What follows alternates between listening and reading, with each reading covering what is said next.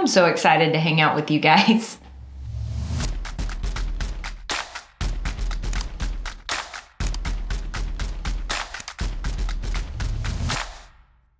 Hey there, guys. It's good to see you. Over here, we are just having a blast with sweet baby girl, snuggling and slowly getting back into the swing of things. Clearly, I'm not doing my hair every day, but I don't know if you can tell. I can tell that my hair postpartum is way more wavy curly than it was while pregnant. And not gonna lie, I really missed my waves and curls, and I'm so excited that they are coming back. So I thought today, because I love y'all and I've missed y'all, and my goal is to be as helpful as humanly possible here on the internet, trying my best to help you embrace the hair that you are fearfully and wonderfully made with. Let's just have a chill, sit down, Q&A chit chat video. First off, you might want to be following me on Instagrams because that is where we put up the question boxes and hang out. You never know. If you're following me on Instagram and you ask a question, it could be featured in one of these videos. First question, what are your kiddos' names? I personally, this is just us and our family, have made the choice to not share our children's names publicly with the internet. I have mixed feelings on this, and I have a lot of grace for people who choose to film themselves doing things and put it on the internet. I wash my hair for the internet. So if you want to film your family life and share your family and your kiddos, I get that. That is not necessarily something that we as a family feel comfortable doing. So for privacy reasons, we are not sharing our children's names. But I can tell you that both kids, my boy and my girl, both have biblical/family names. And it was excruciating trying to pick a name. And we nailed it. We nailed it down, and we're happy about it. Has anybody else had heck naming their children? It was hard to pick a good name. Anyway, how do you get volume at the root? Well, thank you, Nadia, for asking. I don't know. That is something that I personally really struggle with. And I've mentioned this person before, but if you're not, you totally should go follow Atoya Bass over on Instagram. She talks about this thing called silky roots, and I have silky roots. There's not a lot of grit or texture at my roots. My hair does get more texture the longer it grows out. If I chop my hair off too short, I lose all of my waves and curls instead of alleviating weight and making my hair curlier or wavier. It just chops off my waves and curls. I have silky roots. It is very difficult for me to get root volume. There are two things that have given me slightly more root volume like this. That is to, one, get some layers cut into my hair. If I don't have enough layers in my hair, I am doomed. I personally do have kind of a lot of hair, so my hair tolerates getting a bunch of layers trimmed into it very well, but nice rounded layers give me more root volume. Secondly, making sure that I am using enough product while styling my hair upside down. If I don't style upside down and I don't use enough product, I don't lock in the root volume while upside down. This picture that I keep pointing to, I used enough product, maybe slightly more than I would normally, and I used a very strong hold gel, and I diffused my hair upside down and styled my hair upside down. I did all the things upside down like I normally do. And that is how I get volume that actually sticks around for a little while. There are a couple of products that you can kind of put in at your roots that give you a little bit more thickness, volume, zhuzh. One of them that I really like is the My Hair Dance Dry Shampoo. I'm a texture person, and when something doesn't feel good in my hair, I will not use the product. I just can't. Like the big sexy hair powder, that stuff will give you volume, but it also makes your scalp and roots and hair feel like horrible, gritty, plastic, dirt. I don't even know how to describe the feeling, but it feels like you're kind of sort of putting baking soda in your roots. It's not good. The My Hair Dance, on the other hand, is a volumizing dry shampoo powder that does not make your roots feel weird or bad.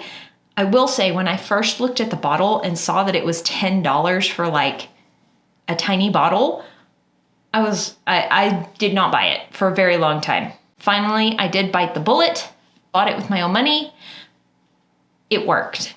It does add volume. It works great as a dry shampoo, and you use such a minute amount of it that it lasts forever. I still haven't gone through my first bottle of that product, and I am a dry shampoo junkie. I am addicted to dry shampoo. Still haven't finished my first bottle, and I think I bought it over 2 years ago at this point. Also, because it's a powder, it doesn't expire or go bad. Yay. Baby pictures. Thank you for asking. I choose not to show my son on my channel because, again, it's just what we've decided to do as a family. We're doing the privacy thing at this time. Who knows? I don't think we're going to change our minds, but I'm not going to say that we will never change our minds about sharing our children and their faces on the internet. But for now, we are keeping my son private.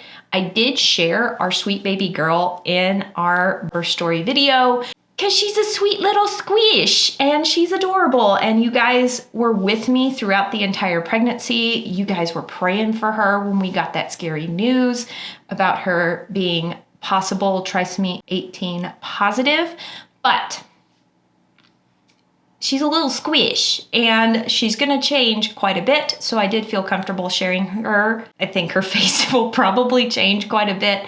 But anyway, again, privacy concerns, we're keeping babies private. I will share, since you ask and you are interested, here is little Courtney.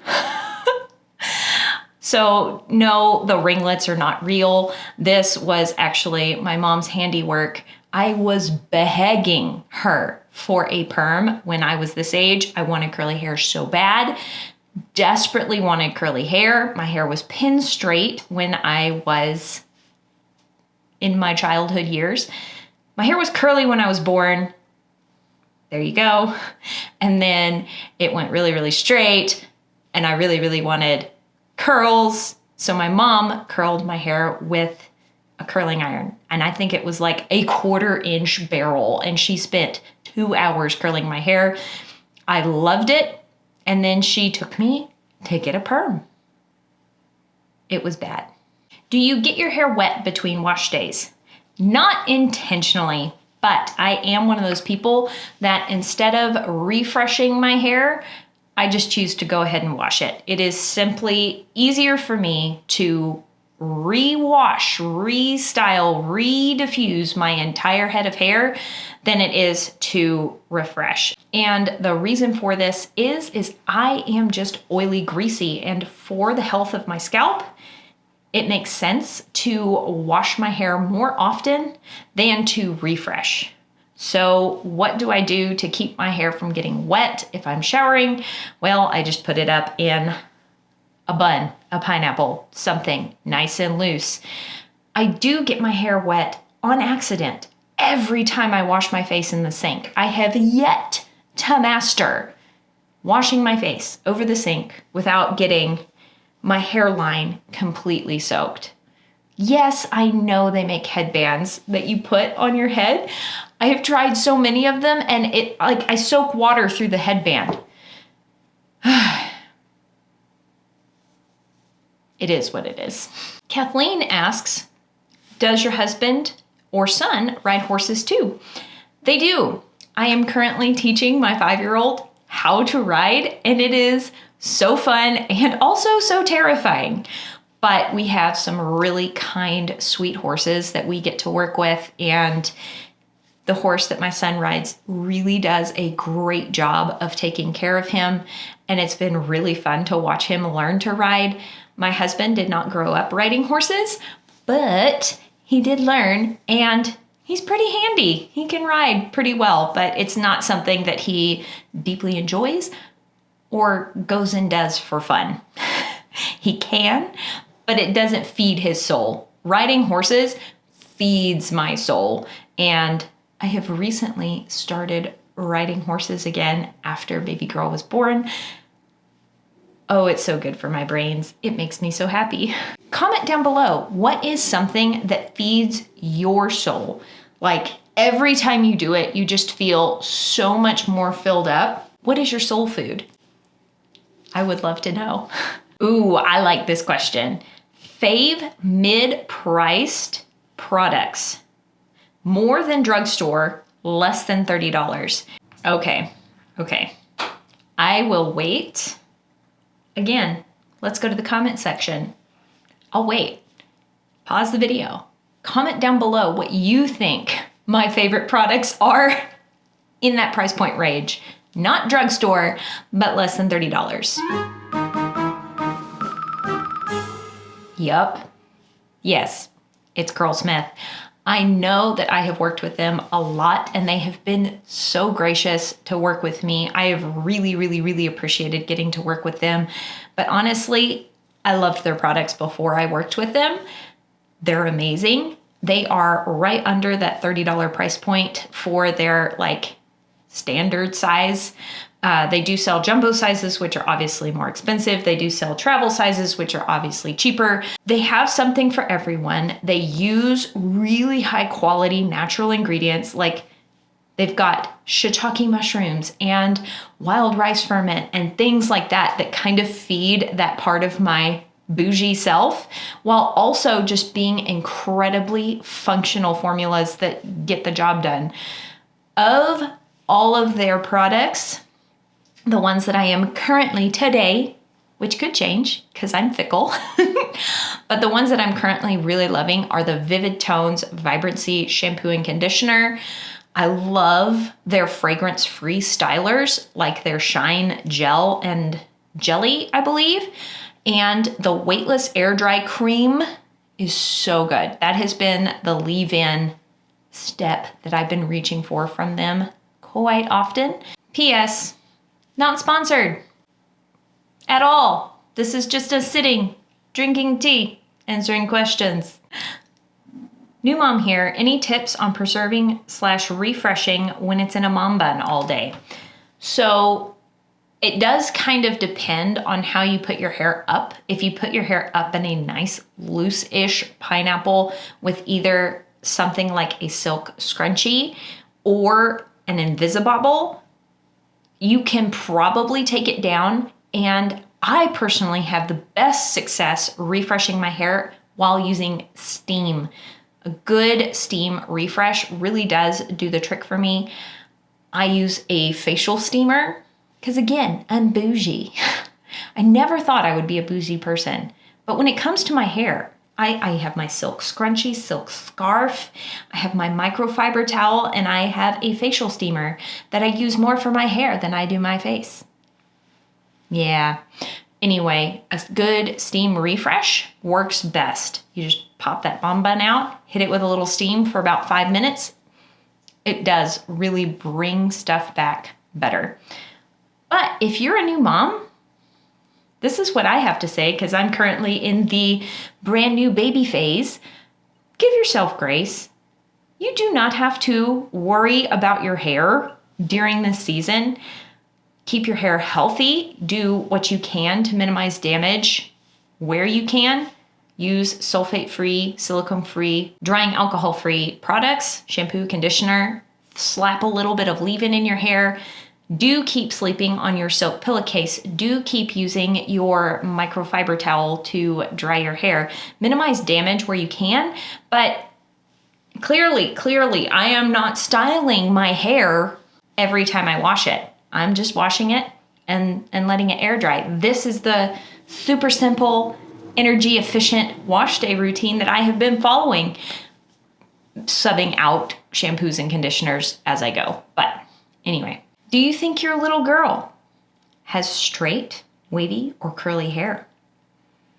So right now, baby girl has some hair tufts at the back of her head.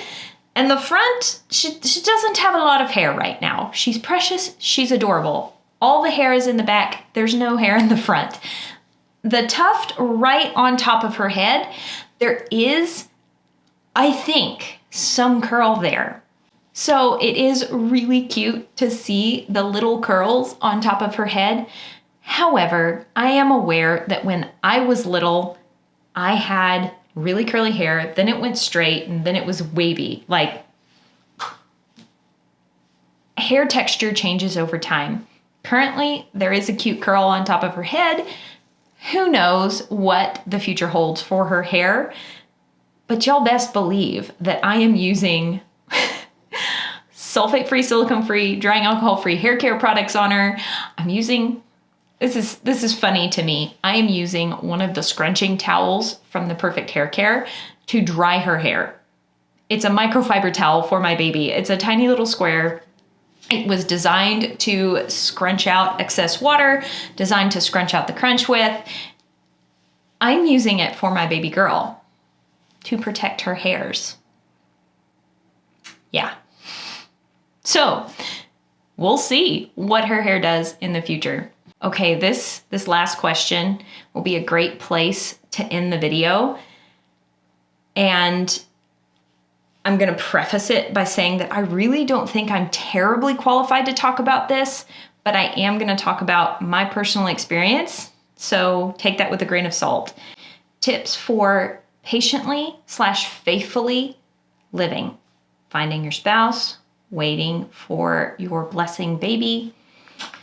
Okay, so my personal experience is that I was very lucky to find the man I was going to marry when I was young. We got married young.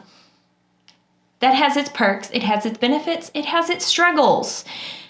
Because you change a lot when you're young and you grow up. Anyway, I am so grateful that my husband and I got married when we did, and that we've been married for as long as we have. Also, y'all are good at math. Y'all know my son is roughly 5 years old and my baby girl is all fresh and new. We did have a season of waiting in between kiddos. And for me personally, that was very, very, very, very difficult. There were many days where I was not okay. There were some things that helped me get through that season. One was a phrase that I've heard at my church, and that is that it's okay to not be okay. It's just not okay to stay that way. And that was so good for me because it allowed me to be mad, to be upset, but then to work to actively drop it. There were days where I cried and I was very, very upset. And on those days, I would purposefully do things that I knew would help my mental health. Going for a run, getting outside, going for a walk. Outdoors is good for Courtney. I am solar powered. If I see the sun, I cheer up. That helps my brain. Another thing that was really helpful to me during the season of waiting was actually, I Googled it. And this is dangerous. I don't recommend doing this, but God was good and used it, and I found this article that actually was helpful. It was written by a woman who was struggling with infertility, and she said that what helped her was to think about all the things she was grateful for and to start naming them. The first time I tried it, it did not feel authentic and genuine because I had been stuck in self-pity for so long. But I would forcibly, and it felt like I was mocking my situation, but I would start naming the things that I was grateful for. I started being grateful for the fact that I only had one lunch I had to prepare for a lunchbox for school in the morning. I started being grateful that I only had to do laundry for one kiddo. Because because more children, more laundry. I started being grateful for the fact that my son was more independent and I could go for a run in the morning and him not need me during the time that I was gone to go run. And forcing gratitude down my own throat finally gave me some relief from the constant grief I was feeling. I laugh now, but there were days where the grief just gripped me and was overwhelming, and it was hard. Guys, I'm sorry. I'm not being super articulate right now, but I'm trying to jam 5 years worth of feelings into this answer. And what I can say from my own experience is that allowing myself to not be okay and then shoving gratitude down my own face and doing things that I know feed my soul helped. And every time the feelings of self-pity would well up, I would see them, I would recognize it, and then choose gratitude. Start praising God for the things that I did have. And it was not easy. I had to do it over and over and over again. It felt like lifting weights in the gym. Every time the feelings of self-pity and frustration started happening. Envy. Oh my gosh, I struggled with envy so bad because I would look around and I would see other friends and people, humans, having more little humans and knowing that we were in a season of waiting. Every time those feelings would well up, it felt like I was having to pick up the weight of gratitude and lift it up. And it did get easier over time, but it was something I had to choose to do every time. Every time I had to pick up the weight and lift it. No, I choose to be grateful. Oh, this is heavy. Oh, this is hard. Oh, I don't want to be grateful right now.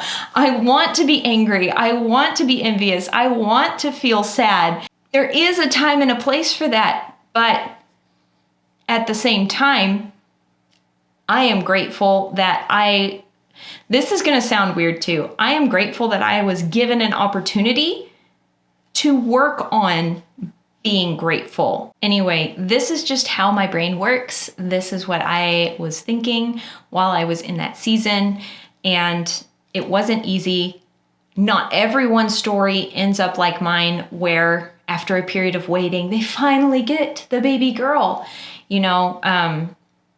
P.S. This was one reason getting the trisomy 18 diagnosis in the second trimester was so devastating. So I'm not sure how that's going to edit together because I have been sitting here rambling for a very long time. Fingers crossed, editing Courtney was able to splice this together in a cohesive, coherent way. But anyway, guys, thank you for hanging out with me while we chit chat. Thank y'all so much for asking questions. I hope I was helpful. I'm excited that my hair is curling back up and that I can bend over my tub and show y'all how I wash and style my hair. I would love to know what information you guys would find most helpful that I could cover for y'all here on this channel. And as always, I hope y'all are having an absolutely fantastic day, and I will talk to y'all later. Bye.